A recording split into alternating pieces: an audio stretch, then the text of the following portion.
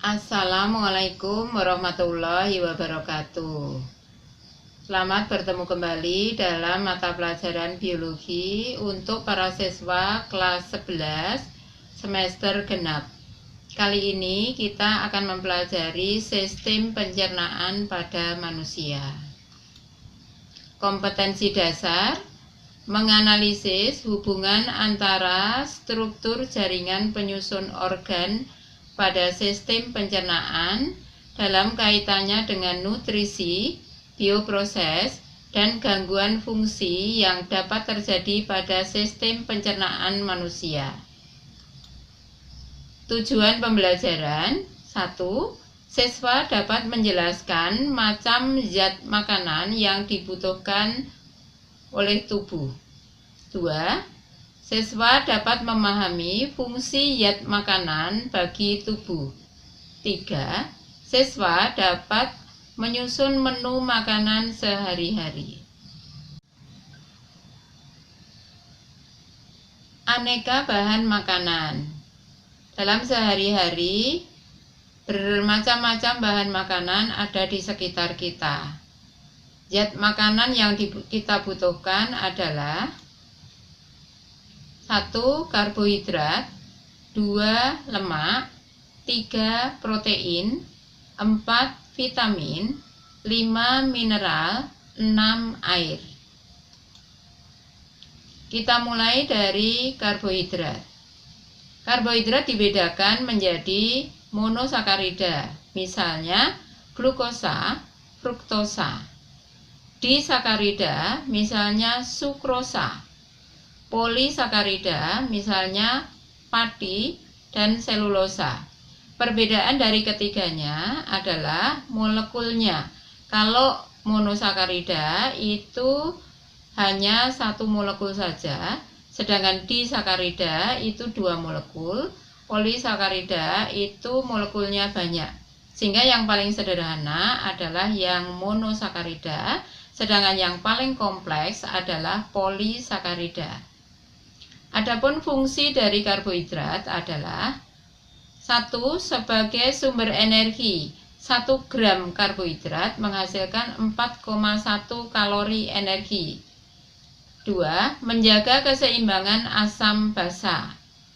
3. Membantu penyerapan kalsium. Dan 4. Membantu proses pencernaan. Ini bermacam-macam sumber karbohidrat.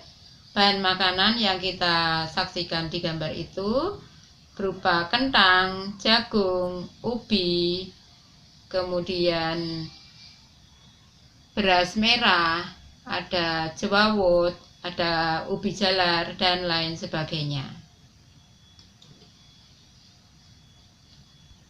Zat makanan yang lain adalah lemak.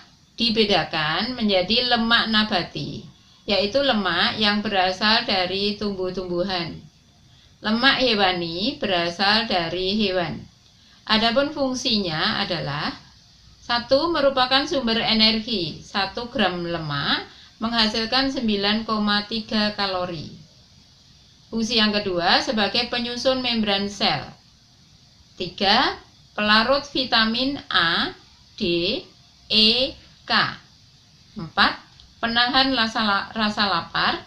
5. Melindungi tubuh dalam suhu rendah. 6.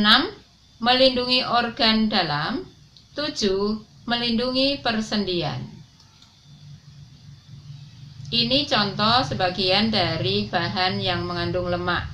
Daging ayam, daging sapi, ini lemak yang hewani. Ini adalah lemak yang nabati, berasal dari tumbuh-tumbuhan. Contohnya ada kacang tanah, ada kacang mete, dan lain sebagainya. Protein dibedakan menjadi protein nabati, yaitu protein yang berasal dari tumbuh-tumbuhan. Contohnya kedelai, kacang polong.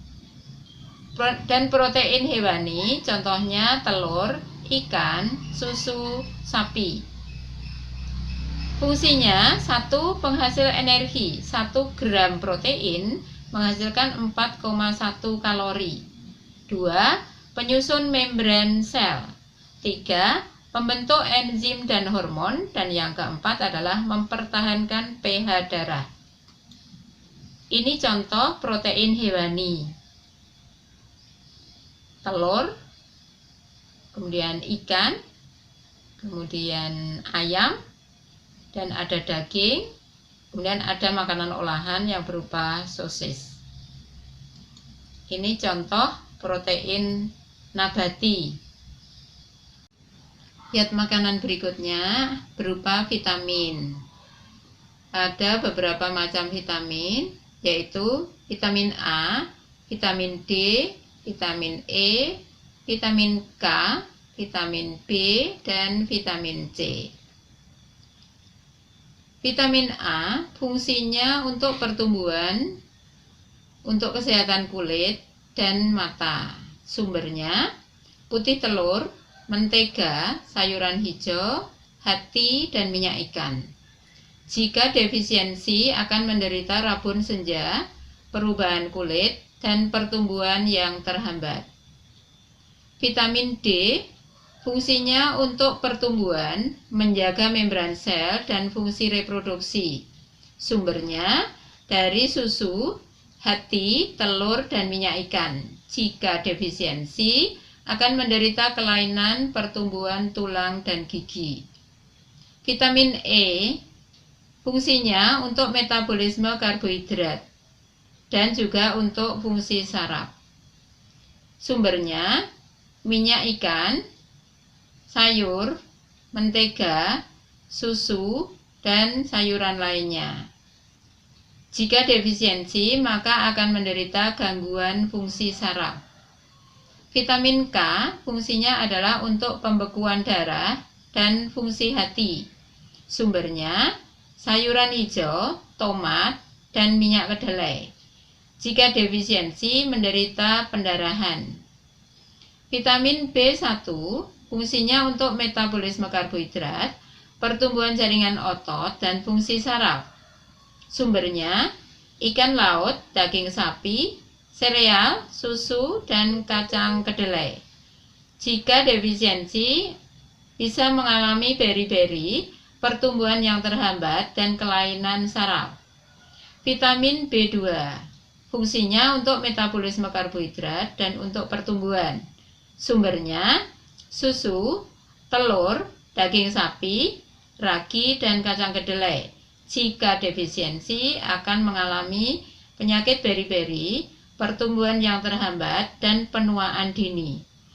Vitamin C fungsinya adalah untuk pertumbuhan dan kesehatan gusi. Sumbernya dari jeruk, tomat, dan sayuran. Jika defisiensi akan mengalami radang gusi, sariawan, dan pendarahan kulit. Berikutnya, mineral. Ada banyak mineral yang dibutuhkan oleh tubuh, antara lain kalsium, fosfor, iod, natrium, klorin, kalium, magnesium, dan zat besi. Itu mineral-mineral yang pokok dan sangat dibutuhkan oleh tubuh. Diperlukan dalam jumlah sedikit, namun terus-menerus. Kita bahas satu persatu. Kalsium fungsinya untuk formasi tulang dan gigi, dan juga untuk penjalaran saraf, kontraksi otot. Sumbernya susu dan produk olahannya. Bila defisiensi akan mengalami osteoporosis dan rakitis. Fosfor fungsinya untuk pertumbuhan tulang, transfer energi dalam sel. Sumbernya sebagian besar dari makanan, gangguan pertumbuhan tulang jika mengalami defisiensi. Mineral iod, aktivitas tiroid fungsinya. Sumbernya dari ikan laut, garam beriodium, jika kekurangan menderita gondok. Natrium, fungsinya untuk transmisi saraf dan untuk kontraksi otot. Sumbernya dari daging dan dari garam, jika defisiensi mengalami dehidrasi dan kejang-kejang.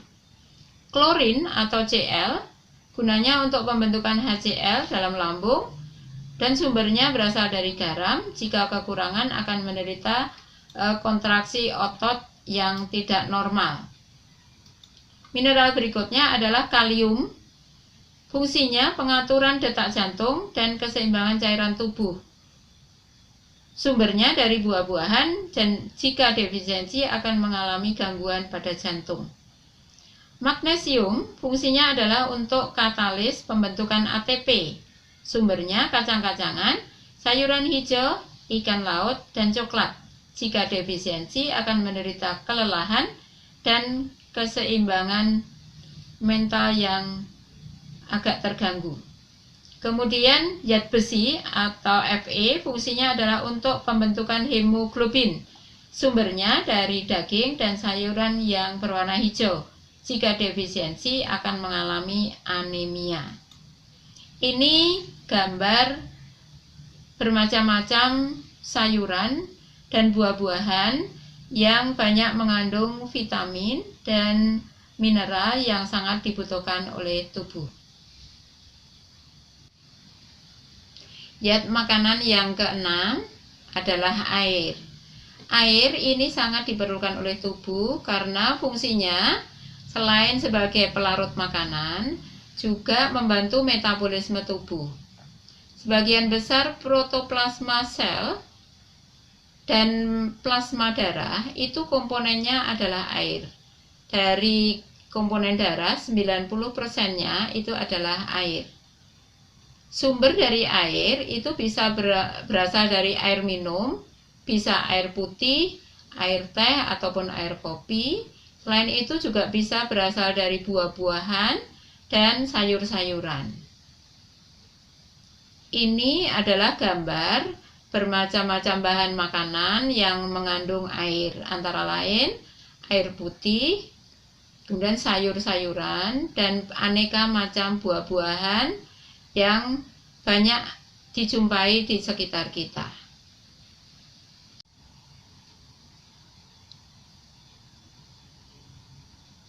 Silakan kalian mengerjakan tugas mandiri. Buatlah susunan menu makan sehat bergizi selama 3 hari, meliputi makan besar, snack, dan minum. Tugas kalian ditulis di buku tugas dan dikirim PDF fotonya. Selamat mengerjakan. Demikian tadi penjelasan tentang sistem pencernaan pada manusia, khususnya tentang bahan makanan, dan fungsinya bagi tubuh. Semoga bermanfaat. Sekian. Wassalamualaikum warahmatullahi wabarakatuh.